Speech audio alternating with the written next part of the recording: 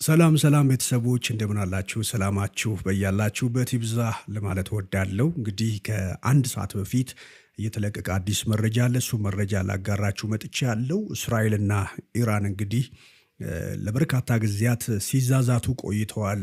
አንዳቸውን ሲወነጅሉ እንዲሁም ደግሞ የጥቃት እርምጃዎችን እንደሚወስዱ በሚዲያዎቻቸው በተለያዩ ሶሻል ሚዲያዎችም በፐብሊክ ሚዲያዎችም ሲናገሩ በአደባባይ ሲናገሩ ይደመጥ ነበር። አሁን ግን የለየለት ይመስላል ጉዳዩ። እስራኤል በኢራን ይዞታዎች ላይ በተለይ ደግሞ የኒውክሌር ይዞታ ባለቻቸው ቦታዎችና የጦር አዛዦች ላይ ከፍተኛ ጥቃትን እየፈጸመች ነው የምትገኘው። በኢራን ዋና ከተማ በሆነችው ቴህራን ውስጥም ከፍተኛ ፍንዳታዎች እየተሰሙ ይገኛሉ። ይህን በተመለከተ መረጃዎችን ላቀብላችሁ እወዳለሁ። ከዛም ባሻገር ደግሞ እንዴት ነው የእስራኤልና የኢራን የወታደራዊ መስክ ያላቸው ንጽጽሮች ምን ይመስላል የሚለውን ጥቂት መረጃ ሰጣችኋለሁ።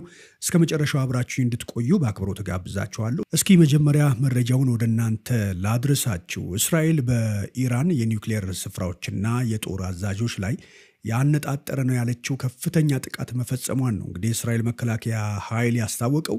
በዚህ ከባድ በተባለው ጥቃት የኢራን አብዮታዊ ዘብ ኃላፊ ሆሴን ሳላሚ መገደላቸውን የኢራን መገናኛ ብዙሃን አምኗል። እስራኤል ኢላማ ያደረግኩት ወታደራዊ ይዞታዎችን ነው ብትልም የኢራን መገናኛ ብዙሃን በበኩላቸው ግን በቴህራን አካባቢ የሚገኙ የመኖሪያ ቤቶች ላይ ጥቃት እንደተፈጸመና ከተገደሉት መካከልም ሲቪሊያን ይገኛሉ ሲሉ ክስ አቅርበዋል። እንግዲህ በኢራን መዲና ቴህራን ውስጥ እንዳልኳቸው በጣም ከፍተኛ የሆነ ፍንዳታዎች እየተሰሙ ነው። በተጨማሪም ኢራን ለእስራኤል የህልውና ስጋት መሆኗንም ነው የተናገሩት። ኢራን በምላሹ በቅርቡ አጸፋዊ የመልሶ ማጥቃት ልታደርስ እንደምትችል የገለጸች ሲሆን እስራኤል ደግሞ የአስቸኳይ ጊዜ አዋጅን አውጃለች። እንግዲህ ነገሩ በጣም እየተካረረ ነው የሚገኘው። የኢራን መንግስታዊ ቴሌቪዥን እስራኤል በፈጸመችው ጥቃት ህፃናትን ጨምሮ ሰላማዊ ዜጎች ተገድለዋል ብሏል። ሆሴን ሳላሚ በዚህ ጥቃት ከተገደሉት ከፍተኛ አመራሮች መካከል አንዱም ናቸው። የአገሪቱ የአቶሚክ ኢነርጂ ድርጅት ኃላፊ የነበሩት የኒውክሌር ሳይንቲስቱ ፍሬዲን አባሲ መገደላቸውም የመንግስት መገናኛ ብዙሃን እንግዲህ ዘግቧል። በጣም ወሳኝ የሚባሉ ሰዎችን ነው ኢራን እያጣች የምትገኘው። ፍሬዲ አባሲ ለኢራን የኒውክሌር ማበልጸግ የአንበሳውን ድርሻ እንግዲህ ሲጫወቱ ከቆዩት ሰዎች መካከል አንዱና ዋነኛው ናቸው። ሳይንቲስቱ ከዚህ ቀደም በአውሮፓውያኑ 2010 በቴህራን ጎዳና ላይ ከተቃጣባቸው የግድያ ሙከራ መትረፋቸው የሚታወስ ነው። ነገር ግን ይህኛውን ጥቃት ሊያመልጡ አልቻሉም ነው እየተባለ የሚገኘው። ሌላኛው እንግዲህ በዚህ ጥቃት የተገደሉ ከተባሉት የኒውክሌር ሳይንቲስቶች መካከል በቴህራን የሚገኘው የኢስላሚክ አዛድ ዩኒቨርሲቲ ፕሬዚዳንት የሆኑት መህዲ ተሪያንቺ ናቸው። እንግዲህ እኚህም ሰው ደግሞ በተለይ በኢራን ባለው የኒውክሌር ማበልጸግ ስራ ላይ ከፍተኛው ሚና ተጫውተዋል ተብለው የሚጠቀሱ ሰው ናቸው። እንግዲህ በርካታ ሰዎች ናቸው በተለይ ጉምቱ የኒውክሌር ሙከራን ወይም ደግሞ የኒውክሌር ማበልጸግ ስራን እየሰሩና ቴህራንን ከፍ እያደረጉ የሚገኙ ሰዎች ናቸው በጥቃቱ እያለፉባት የሚገኘው። ኢራን አሜሪካ የእስራኤል ጥቃትን ደግፋለች ስትል የከሰሰችም ሲሆን እንግዲህ የአሜሪካ የውጭ ጉዳይ ሚኒስቴር ማርኮ ሩቢዮ አገራቸው በዚህ ጉዳይ እንዳልተሳተፈች ነው እየተናገሩ የሚገኙት። የአሜሪካው ፕሬዚዳንት ዶናልድ ትራምፕ በበኩላቸው ጥቃቶቹ እንደሚፈጸሙ እንደሚያውቁ፣ ነገር ግን አገራቸው በዚህ ጉዳይ ተሳትፎ እንደሌላት ለፎክስ ኒውስ ገልጸዋል። ኢራን የኒውክሌር መርሃ ግብሯን ለመቀነስ ከአሜሪካ ጋር የምታደርገው ድርድር እንደምትቀጥል ተስፋ እንዳላቸውም በድጋሚ ተናግረዋል። ኢራን የኒውክሌር ቦምብ ሊኖራት አይገባም፣ እናም ወደ ድርድር ጠረጴዛው ለመመለስ ተስፋ እናደርጋለን ሲሉ ነው ትራምፕ የተናገሩት። ኢራን ዓለም አቀፉ ማህበረሰብ እስራኤል የፈጸመችባትን ጥቃት እንዲያወግዝ ጥሪም አቅርባለች። የኢራን የውጭ ጉዳይ ሚኒስቴር ጥቃቱ የዓለምን ደህንነት ታይቶ ለማያውቅ ስጋት ያጋልጣልም ነው ያለችው። የእስራኤል ዋና አጋር አሜሪካ ለጥቃቱ መዘዝ ተጠያቂ እንደምትሆንም ነው ሚኒስትሩ ያስጠነቀቀው። ጥቃቱን ተከትሎ የተባበሩት መንግስታት ድርጅት ሁለቱም ወገኖች ከፍተኛ መቆጠብ እንዲያሳዩ ሲጠይቅ፣ አውስትራሊያ በበኩሏ በዚህ መልኩ ማገርሸቱ እጅግ በጣም አስጊ ነው ስትል ስጋቷን ገልጻለች። የተባበሩት መንግስታት ድርጅት ዋና ጸሐፊ አንቶኒዮ ጉተሬዝ እስራኤል በኢራን ኒውክሌር ይዞታዎች ላይ ያደረሰችውን ጥቃት አውግዘው ሁለቱም ወገኖች ቀጠናው ወደ ከፋ ጦርነት እንዳይገባ እንዲቆጠቡ ነው እንግዲህ ጥሪ እያቀረቡ የሚገኙት። እንግዲህ አድማጭ ተመልካቾቻችን እነዚህ ሁለት ኒውክሌር ታጥቋል ተብሎ የሚታሰቡ ወይም ደግሞ በዓለም ሀያላን ከሚባሉ ሀገራት መካከል ያሉት እነዚህ ሁለት ሀገራት በጣም ጽንፍ በለየለት ጽንፍ ውስጥ የሚገኙ ሀገራት፣ ሁለቱም ለመጠፋፋት ቀን የቀጠሩ ሀገራት እንደሆኑ ይታወቃል። በተደጋጋሚ ስለ ጥቃቶች ያወራሉ፣ ስለ ማጥፋት የሚያወሩ ሀገራት ናቸውና ያንዱ መኖር ያንደኛውን ምቾት የሚነሳ ሁለት ሀገራት እንደሆኑ ይታወቃልና ከዚህ ቀደምም እንደምታስታውሱት እስራኤልና ፍልስጤም ባደረጉት ግጭት ኢራኖች ከፍተኛ ተሳትፎ እንደነበራቸው የሚታወቅ ነው። ከዛም ባሻገር በተለያዩ ሚዲያዎቻቸው እስራኤልን ማጥፋት እንደሚፈልጉ በግላጭ ይናገሩ ነበር። እስራኤሎችን በተመሳሳይ ደግሞ ኢራኖች የደህንነታቸው ስጋቶች እንደሆኑ ነው የሚናገሩትና ለመሆኑ እስራኤልና ኢራን በወታደራዊ አቅም ምን ያክል ናቸው? በወታደራዊ አቅሞቻቸው ምን ያክል ናቸው? ምን አላቸው ሁለቱ ሀገራት? አሁን ከታየው የዚህ መልኩ ጥቃት ደግሞ ወደ ለየለት ጦርነት ቢገቡ አንዳቸው ምን አላቸው? የተሻለ አቅም ያለው ማን ነው የሚለውን እስኪ ጥቂት ለማየት እንሞክር። መረጃውን ያገኘነው ከቢቢሲ ነው። በዓለም ላይ እንግዲህ በኢራንና በእስራኤል መካከል ያለው ጠላትነት ያክል የመረረና የከረረ ግንኙነት ያላቸው ሀገራት የሉም ቢባል ማጋነን አይሆንም። በዚህ የተነሳ ሁለቱም ሀገራት በቀጥታና በእጅ አዙር ዳቸው ሌላቸው ለመጉዳት ለበርካታ ጊዜያቶች ሲጥሩ ቆይተዋል። ቀደም ብዬ እንደነገርኳችሁ የኢራን መሪዎች ጠላት የሚሏት እስራኤል ከምድረ ገጽ እንድጠፋ እንደሚሹ በቅርበት ሰላም የሚነሷትን ቡድኖችም ሲደግፉ ቆይተዋል ለበርካታ ጊዜያት።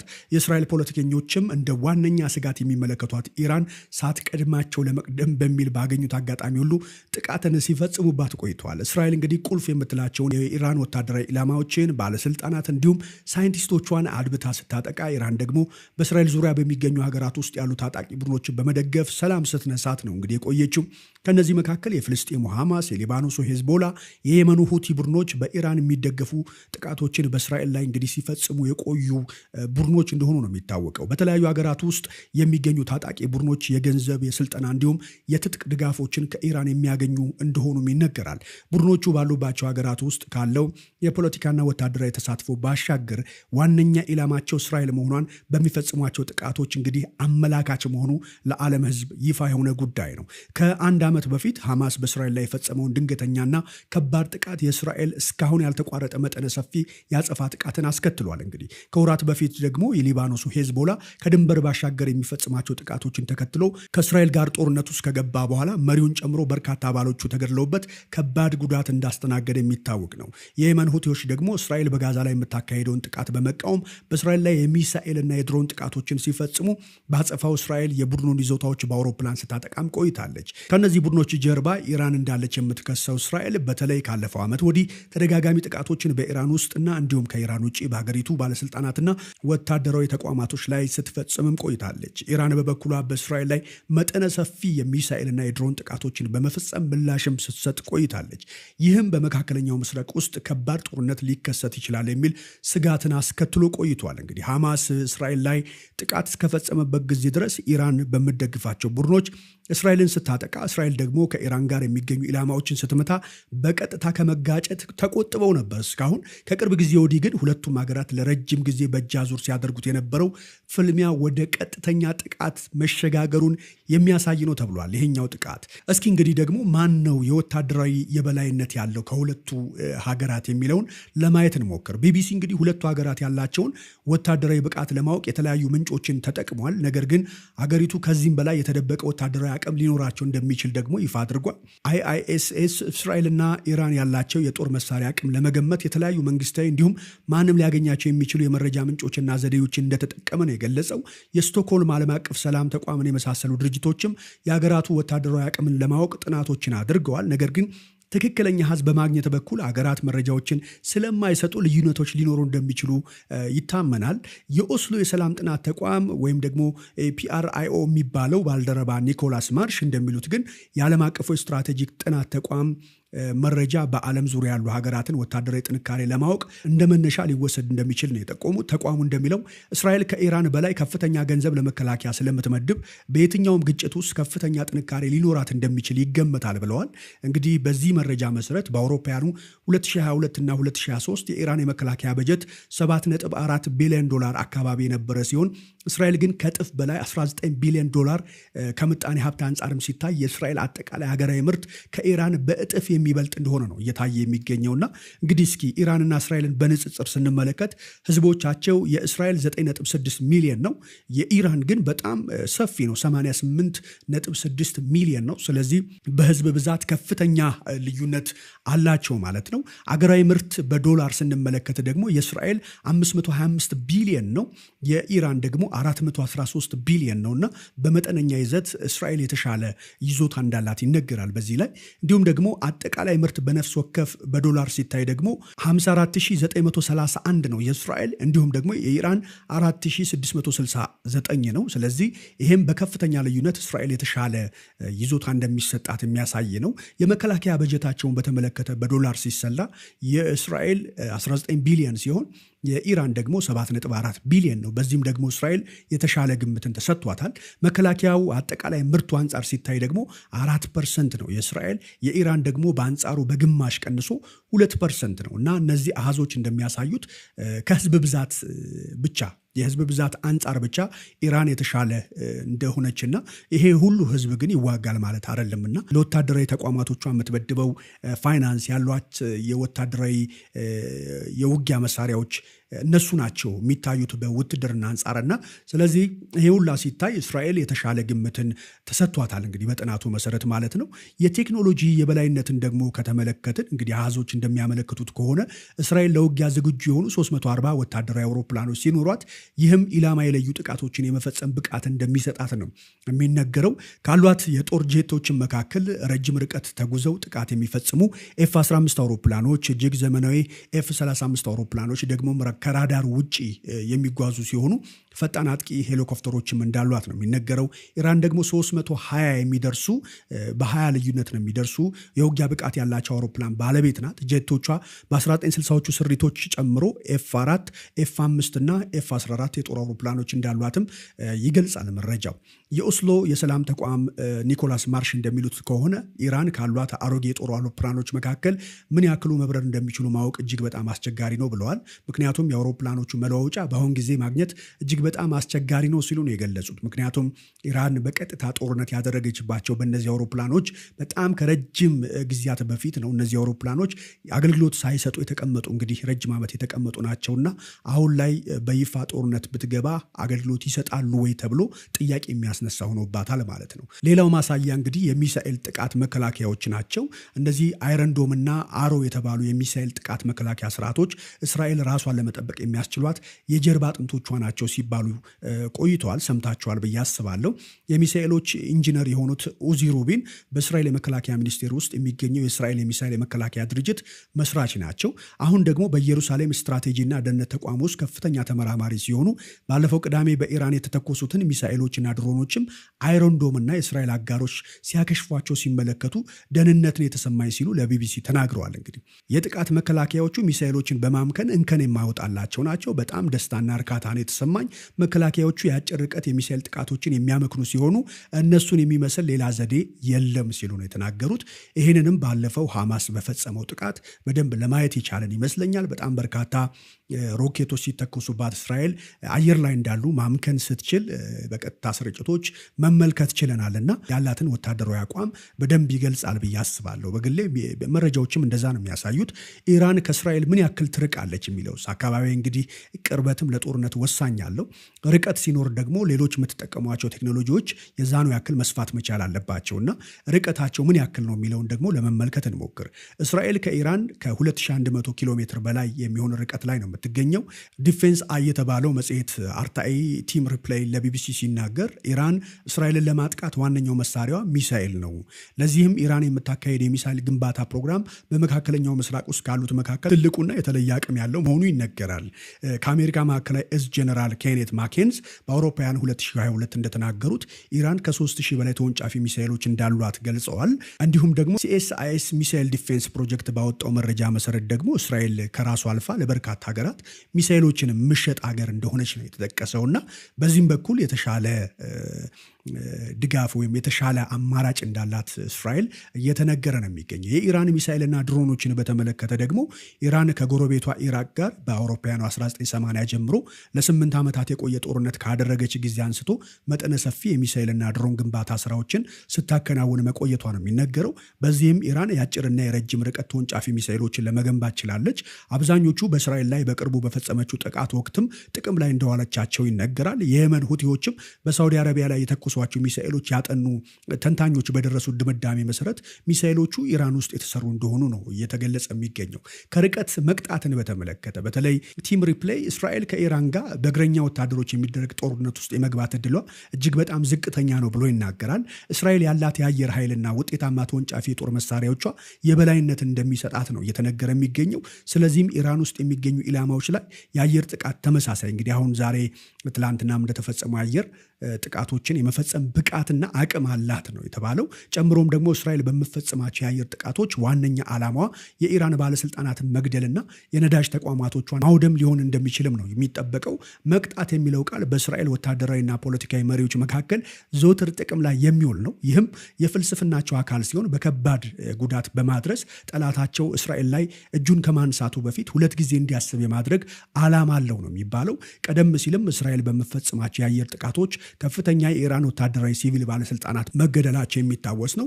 በቅርቡ ሶሪያ ውስጥ የሚገኘውን የኢራን ቆንስላ በማጥቃት በርካታ ወታደራዊ መኮንኖችንም መግደል ችላለች። እቺ እስራኤል ምንም እንኳን ከእስራኤል ለጥቃቱ ኃላፊነት ባትወስድም ኢራን ጥቃት እንድትፈጽም ምክንያት ሆኗል። የእስራኤል የመከላከያ ሚሳኤሎች እንግዲህ በጣም በረጅም ርቀት ተወንጭፈው የጠላትን ቦታ ወይም ደግሞ የጠላትን ይዞታ የማጥቃት አማራጭ ያላቸው በጣም በርካታ ሚሳኤሎች እንዳሏት እስራኤልን የሚያሳይ ነው። በምስሉ ላይ እንደምታዩት የባህር ኃይሎቿን በተመለከተ ደግሞ ጥቂት ሀሳብ እናሳ።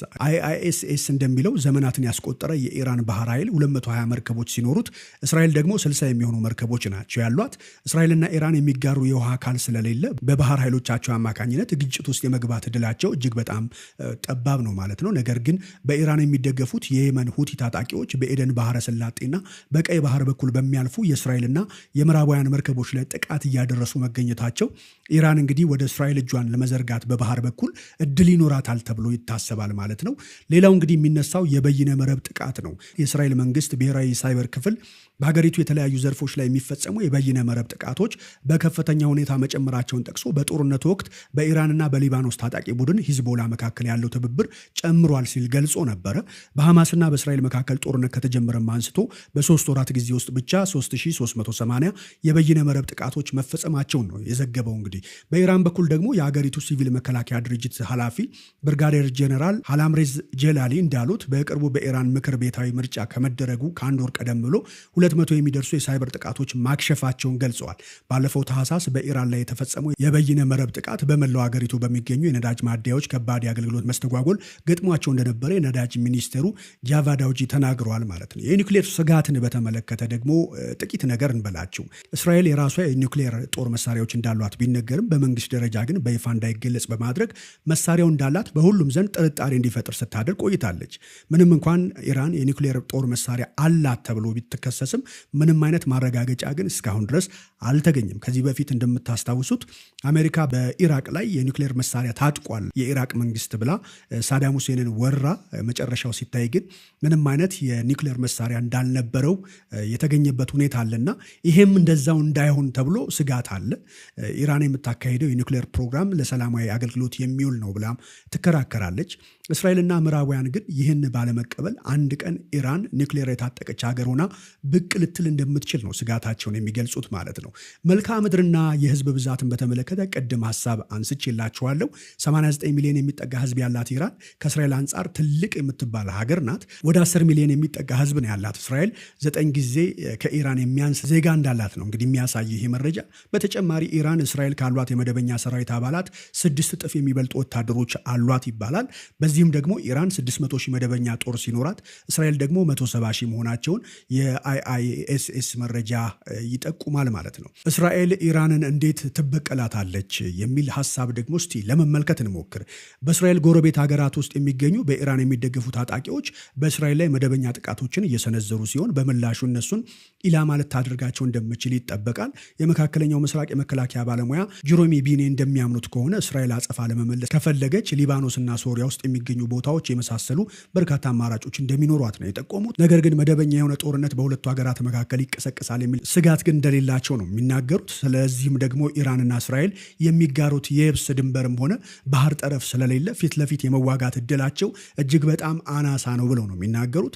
ለረጅም ጊዜ እንግዲህ ስለዚህ ረጅም ርቀት ተወንጫፊ የጦር መሳሪያዎችና የአየር ጥቃቶችን መጠቀም በሁለቱ በኩል ያሉ ዋነኛ አማራጮች እንደሆኑ ይነገራል። ይህ ደግሞ በሁለቱ ሀገራት መካከል ያሉትን የሶሪያን፣ የዮርዳኖስ ወይም ደግሞ የኢራቅን የአየር ክልል መጣስ ይጠይቃል። ይሄን ለማድረግ ማለት ነው። በእስራኤል በኩል ከዚህ በፊት እንደምታደርገው ሁሉ ሰላዮቿን በሚስጥር ተልዕኮ አሰማርታ ኢራን ውስጥ ያልተጠበቁ ጥቃቶችን ልፈጽም የምችልበት እድል እጅግ በጣም ሰፊ እንደሆነ ይነገራል። እንግዲህ የኢራን ደግሞ በአንጻሩ ካርዶች አሏት። እሷም ጥቃት ለመፈጸም የምችልባቸው በርካታ እድሎች እንዳሉ ይነገራል። ከነዚህ መካከል ደግሞ የመካከለኛው ምስራቅ ጉዳዮች ባለሙያ የሆኑት ታሪክ ሱሌይማን እንደሚናገሩት በሁለቱ ሀገራት መካከል ያለው ግጭት ይባባሳል የሚል እምነት የላቸውም። ነገር ግን በኢራን ላይ የሚደረግ ጦርነትን የሚደግፉ የፓርላማና የካቢኔ አባላት ስላሉ በጠቅላይ ሚኒስትር ቤንያሚን ኔታንያሁ ላይ ጫና ሊያሳድሩ እንደሚችሉ ይገመታል። እንዲሁም በተለዋዋጩ የእስራኤል ፖለቲካ ውስጥ ኔታንያሁ ፖለቲካ መዳከም ባጋጠማቸው ጊዜ የኢራንን ካርድ ሊመዙት እንደሚችሉ ነው የሚያስጠነቅቁት። የእስራኤሉ ሂብሩ ዩኒቨርሲቲ ባካሄደው የህዝብ አስተያየት መለኪያ 3/4 የሚሆኑ እስራኤላውያን አገራቸው በኢራን ላይ አጸፋዊ እርምጃ የምትወስድ ከሆነ ከወዳጆቿ ጋር ያላትን የደህንነት ስምምነት ስለሚጎዳው ይቃወሙታል ብሎ ሀሳብ አውጥቷል ማለት ነው። ስለዚህ በዚህ አማራጭ ያላት የእጅ አዙር ጦርነት ነው ተብሎ ይወሰዳል። ምንም እንኳን እስራኤልና ኢራን እስካሁን ድረስ መደበኛ ጦርነት ገጥመው ባያውቁ ሁለቱ ሀገራት ይፋ ያልወጣ ግጭትን ሲያካሂዱ ቆይተዋል። የትላንትናውና ሰሞኑን ደግሞ የሚካሄደው ደግሞ እጅግ በጣም ይሄን ሁለቱን ሀገራት ከእጅ አዙር ጦርነት ወደ ፊት ለፊት ጦርነት ሊገፋፋቸው እንደሚችል ነው እየተጠበቀ የሚገኘው። ለዚህም እንግዲህ በሌሎች ሀገራት ውስጥ የሚገደሉ የኢራን ቁልፍ ሰዎች በእስራኤል እየተገደሉ እንደሆነ በተደጋጋሚ ታይቷል። ኢራን ደግሞ በሚደግፋቸው ቡድኖች አማካኝነት እስራኤልን ኢላማ ስታደርግ እስካሁን ቆይታለች። ወታደራዊና ፖለቲካዊ ቡድን ሂዝቦላህ ከሊባኖስ ሆኖ በእስራኤል ላይ ትልቁን የኢራን ጦርነት በእጅ አዙር እያካሄደም ይገኛል። ኢራንም ሂዝቦላህ እንደምትደግፍ አንድ ጊዜ ማስተባበል አታውቅም። በጋዛ ለሚገኘው ሐማስም የምትሰጠው ድጋፍ ተመሳሳይ ነው። መስከረም 26 ላይ እንግዲህ በእስራኤል ላይ የተፈጸመው ከባድ የለየለት ጥቃት ለዚህ ማሳያ እንደሚሆን ይነገራል። እስራኤልና ምዕራባውያን ሀገራትም ለሐማስ የጦርነት መሳሪያ ተተኳሽና ስልጠና የምትሰጠው ኢራን እንደሆነች ያምናሉ ማለት ነው። በየመን የሚገኙትም የሁቲ ታጣቂዎችም ሌሎቹ የኢራን የእጅ አዙር ጦርነት የሚያካሂዱ ቡድኖች ናቸው ተብለው ተወስደዋል። ሳውዲ አረቢያም ከሁቲዎች በኩል የሚተኮሱባት ሚሳኤሎች በኢራን የተሰሩ እንደሆነ ገልጻለች ከዚህ በፊት። በተጨማሪም እንግዲህ በኢራን የሚደገፉ ቡድኖች በኢራቅና በሶሪያ ውስጥ ከፍተኛ ስልጣን አላቸው። ኢራን የሶሪያ መንግስትን የምትደግፍ ሲሆን በእስራኤል ላይ ለሚፈጸሙ ጥቃቶች የሶሪያ ግዛት ጥቅም ላይ እንዲውልም በዚህ መልኩ መግባባቶች ደርሶ የሚሰሩ ነው የሚመስለው ማለት ነው። ስለዚህ ይሄ ሁሉ እንግዲህ መረጃዎች እንደሚያሳዩት ሁለቱ ሀገራት የቆየ ታሪካዊ የሆነ ግጭት ውስጥ ያሉ ሀገራት ናቸው። አሁን እንግዲህ ያም ደግሞ አልፎ ወደ ፊት ለፊት ጦርነት እየመጡ ይመስላሉ። ለሁለቱ ሀገራት ደግሞ ጦርነት ውስጥ መግባት ቀጠናውን ወደ ለየለት ግጭትና ትርምስ እንደሚከተው ነው የሚነገረው። ስለዚህ ያለው መረጃ ይህን ይመስል ነበር። የእናንተን አስተያየትና ሀሳብ ደግሞ በኮመንት ላይ አስቀምጡልን። ዘመን መረጃን ሰብስክራይብ ማድረግና ካጠገቡ ያለችውን የደውል ምልክት መጫን ከቶ እንዳትረሱ። አዲስ መረጃዎች ሲኖሩና ታሪካዊና እንዲሁም ደግሞ አስተማሪ ቁም ነገር ያላቸው ታሪኮችን ወደ እናንተ ይዤ መቅረቤን እቀጥላለሁ። እናንተ ይህን ቪዲዮ ላይክ እንዲሁም ደግሞ ሼር በማድረግ አበረታቱኝ ለማለት እወዳለሁ። መልካምና ያማረ ጊዜ ይሁንላችሁ። ሻሎም